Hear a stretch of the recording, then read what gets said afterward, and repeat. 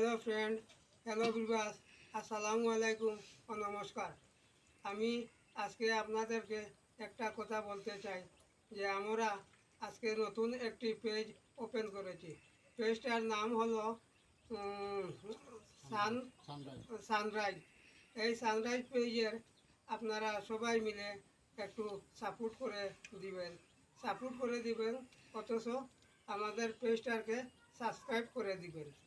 আর আমরা যদি এইসব সাবস্ক্রাইব সাপোর্ট পাই, তাহলে আপনাদেরকে আমরা সুন্দর সুন্দর ভিডিও এবং নাটক এবং যৌখিক গল্প সব কিছু শোনাতে পারবো। আর আপনারাও আমাদের থেকে অনেক বিনোদন পাবেন, আমরাও আপনাদের থেকে অল্প একটা হেল্প পাবো। চলো আমার জামাল ভাই, তুমি তোরা গল্প করিয়া মনে চাই। নমস্কার। আমি আর বিবাহ গেছে কিতা গপ করতাম, এটা তো ভিতরে বেশি গপ নাইও। আর এরপরে গপে তো করলাই আমার দাদার আমলি গপ আরে, এটা পুরা ফাটাইল গপ। আমার দাদার আছিল এক বৈরাগু,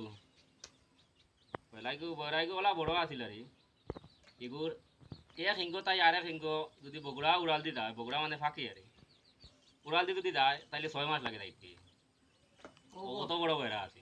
ও গপ নেই, জিও জিও এটাকে আরো বালা গপ আমার কাছে। দেখো সাই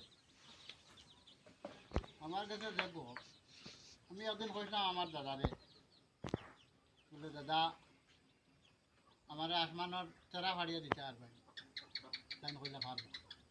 কইয়া গিয়া এক লম্বা কুটা আনলাম, আনিয়া তাই চেরা ফাড়াত লাগছে, বুঝেছেন? আচ্ছা, ও গো কইজনি তোমার দাদা, হাই রে বা হাই, তোমার দাদা আসতে আনতু আসলা।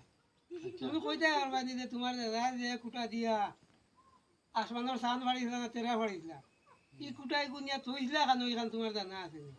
এই কুটা তৈছিল তো নিয়া মধুমিয়ার বসির গুলো বসে করে কেন আছিল জানি খানো আছে, ওই গানের কথা আমার মনে আছে, আমি হরে লিখি গান। খানো বসির গুলো। বসে করে কেন আছিল ওই দিন আমরা দোয়ালদমের মাঝখানে দেখা আছে, মানে ফ্ল্যাটও লাগান যেত, ও গুণ আছিল বসে করে। এখন যে ফিশারি বনছে, জিও জিও জিও ও গুণ আছিল বসে করে।